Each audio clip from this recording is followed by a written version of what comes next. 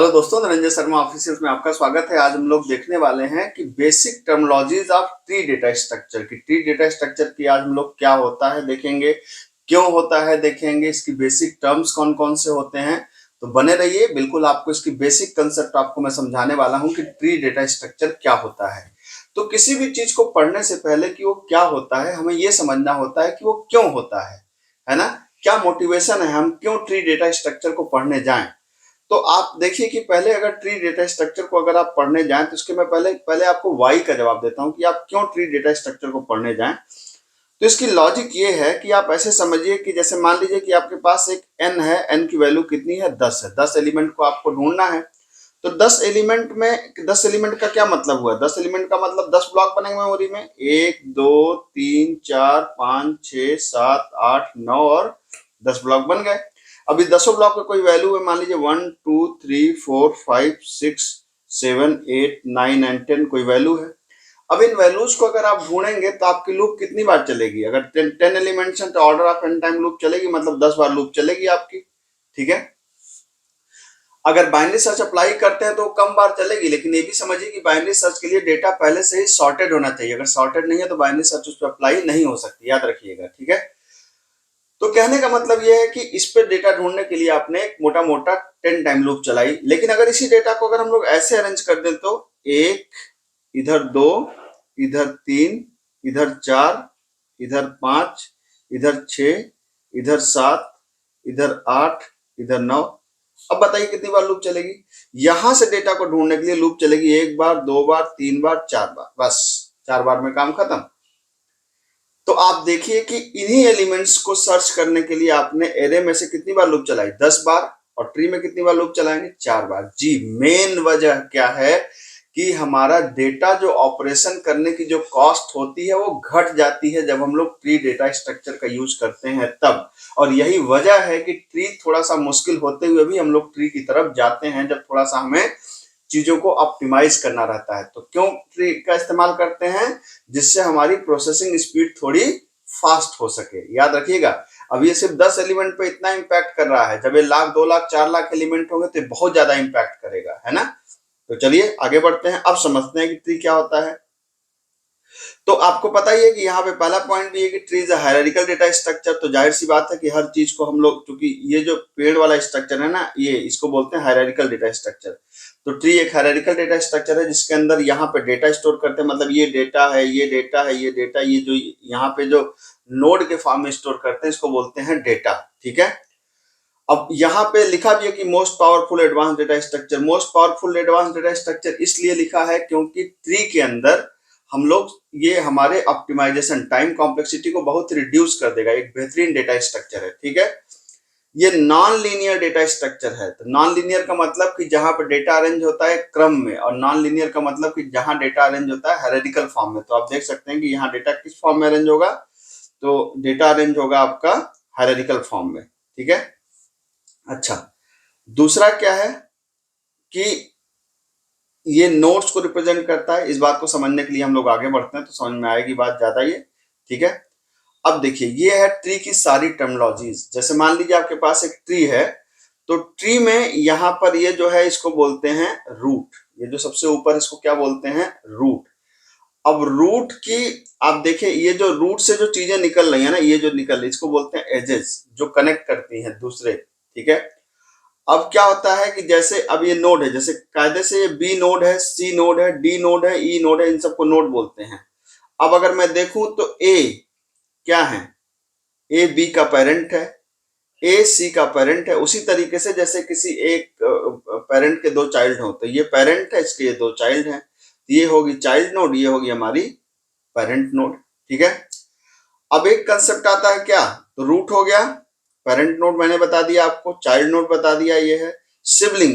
जो जुड़वा होते हैं, एक पिता के दो बच्चे, तो ये जो पहला ये दूसरा, ये दोनों क्या कहलाते हैं, सिबलिंग कहलाते हैं। यहाँ पे ये तीनों सिबलिंग कहलाएंगे। ठीक है। ये इनफैक्ट ये चारों सिबलिंग कहला सकते हैं। ठीक है। लेकिन चारों नहीं बल्कि तीन कहिए, क्योंकि जो एक पिता के जो सारे बच्चे हैं they are known as basically siblings. ठीक।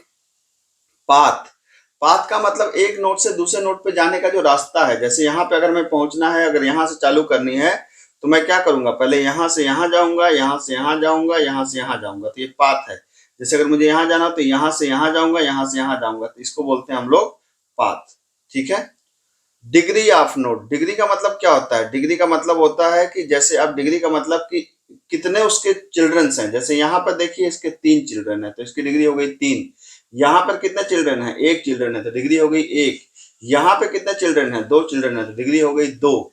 तो कितने उसके चिल्ड्रंस हैं ये डिपेंड करता है कि उसकी डिग्री कितना है। और एज तो मैंने शुरू में ही बता दिया कि जो दो नोड को कनेक्ट करते हैं they are basically known as edge. जब दो या दो से अधिक नोड को आप कनेक्ट करेंगे तो they are basically known as edge. तो ये बात समझ लीजिए। ठीक है, तो मेरे ख्याल से कंसेप्ट क्लियर है, आगे बढ़े। चलिए, एक कंसेप्ट आता है लेवल ऑफ नोड्स। जैसे अगर आपके पास एक ट्री है तो आप देखिए जितने भी ट्री है, ये इसको बोलते हैं लेवल 0, लेवल 1, लेवल 2, लेवल 3। तो कई बार हम लोग इसको लेवल वाइज भी ट्रेवर्स करते हैं कि पहले हम इसको पढ़ लिए, फिर इन सारे को पढ़ लिए, फिर इन सारों को, मतलब जो एक लेवल पे है उनको पढ़ते चलें। ठीक है, तो ये बिल्कुल बेसिक सा कंसेप्ट है कि अलग अलग लेवल है, तो जब लेवल 0 से स्टार्ट करेंगे फिर आगे की तरफ बढ़ते जाते हैं जो हमारे अलग अलग लेवल्स होते हैं। ठीक है, चलिए अब एक कंसेप्ट आता है। जैसे अभी आपने देखा कि एक ट्री में से, जैसे अब एक ट्री होती है जिसके अनऑर्डर्ड सेट होते हैं। जैसे यहाँ पे एक चिल्ड्रन, इसके 3 चिल्ड्रन, इसके 2 चिल्ड्रन, इसके 4 चिल्ड्रन, ऐसे हो सकते हैं। तो ये नॉर्मल ट्री है और इसको जनरली बोलते हैं फॉरेस्ट। इसके लिए जो टर्म यूज करते हैं, क्या यूज करते हैं, फॉरेस्ट, मतलब जितने ढेर सारे एलिमेंट्स हैं और सबके ढेर सारे बच्चे हैं। ठीक है, तो ये जो ट्री है ये ट्री है, लेकिन जो प्रोग्रामिंग के लेवल पे जो ज्यादातर कंसेप्ट में यूज होती है उसको बोलते हैं बाइनरी ट्री। तो ट्री से हम लोग ज्यादा इस्तेमाल नहीं करते, मतलब बाइनरी ट्री हमारा इंप्लीमेंट होता है। और बाइनरी ट्री की खास बात है कि बाइनरी ट्री में मैक्सिमम कितने चिल्ड्रन हो सकते हैं, बाइनरी ट्री में मैक्सिमम हो सकते हैं 2 चिल्ड्रन किसी भी नोड के। मतलब मिनिमम 0, मैक्सिमम 2। मतलब आप देख सकते हैं कि यहाँ पर हर एक नोड के कितने हैं, इसके 2 चिल्ड्रन, इसके 1 चिल्ड्रन, इसका 9 चिल्ड्रन। तो यहाँ पर किसी भी नोड के मैक्सिमम 2 चिल्ड्रन हो सकते हैं, मिनिमम 0 चिल्ड्रन हो सकते हैं। तो ऐसी कोई ट्री जिसमें हर एक नोड के या तो मिनिमम 0 चिल्ड्रन है या मैक्सिमम 2 चिल्ड्रन है उसको बोलते हैं बाइनरी ट्री। याद रखिएगा इस बात को। ठीक है, प्रोग्रामिंग लेवल पे बाइनरी ट्री का ही ज्यादा इस्तेमाल होता है, कंसेप्चुअल लेवल पे बाइनरी ट्री को ही हम लोग ज्यादा पढ़ते हैं। अब बात आती है टाइप्स ऑफ बाइनरी ट्री। तो बाइनरी ट्री की कुछ वैरायटीज होती हैं, जैसे full binary tree, complete binary tree, extended binary tree. Full binary tree क्या होती है, आइए करके देखते हैं। फुल बाइनरी ट्री एक बेसिक सा कंसेप्ट है। बेसिक सा कंसेप्ट का मतलब कि जितने भी इंटरनल नोड्स हैं सबके क्या होंगे, 2-2 चिल्ड्रन होंगे। कंफर्म बात है कि मतलब देखिए ये इंटरनल इंटरनल है, इसके 2, ये इंटरनल है, इसके 2, ये इंटरनल है, इसके 2। तो जो ऐसा नोड स्ट्रक्चर होता है, जो ऐसे ट्री में इस तरह का नोड स्ट्रक्चर है उसको बोलते हैं फुल बाइनरी ट्री। मतलब सारे इंटरनल नोड्स के, इंटरनल नोड्स हम किसको बोल रहे हैं, किसी भी नोड्स के जो ये जो अंदर वाली होता है ना, जैसे ये नोड है ये इंटरनल है क्योंकि इसके 2 एक्सटर्नल है। ये लीफ नोड बोली जाती है, जो ऊपर वाली सारी चीजें हैं इसको बोलते हैं लीफ नोड।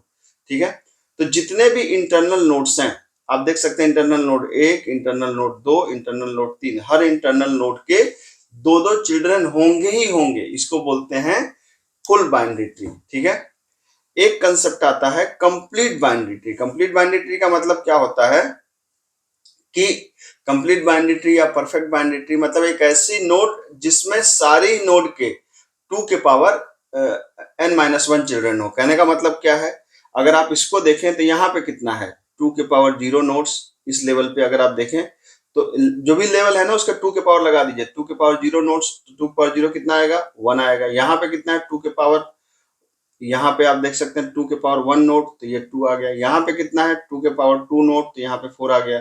यहाँ पे 2 के पावर 3 नोट तो यहाँ पे 8 आ जाएगा। तो हर एक लेवल पे उतने चिल्ड्रन होने ही चाहिए। मतलब यहाँ 1 होना चाहिए, यहाँ 2 होना चाहिए, यहाँ 4 होना चाहिए, यहाँ पे 8 होना चाहिए। तो अगर इतने चिल्ड्रन होंगे किसी भी नोड के तो उसको बोलते हैं कंप्लीट बाइनरी ट्री। जी हाँ, they are known as complete binary tree. बिल्कुल सिंपल सी बात है। ठीक है, और एक कंसेप्ट आता है extended binary tree. Extended binary tree का मतलब क्या होता है, जैसे कोई बाइनरी ट्री हमारे पास है, यहाँ पे बाइनरी ट्री है। अब जो आप देख सकते हैं कि ये सिंपल सा कंसेप्ट है, मैं आपको समझाता हूँ। जैसे मान लीजिए एक है, कुछ ये बाइनरी ट्री है 1 2 3 और इसका एक है यहाँ पर 4 और इसका एक है मान लीजिए यहाँ पर 5।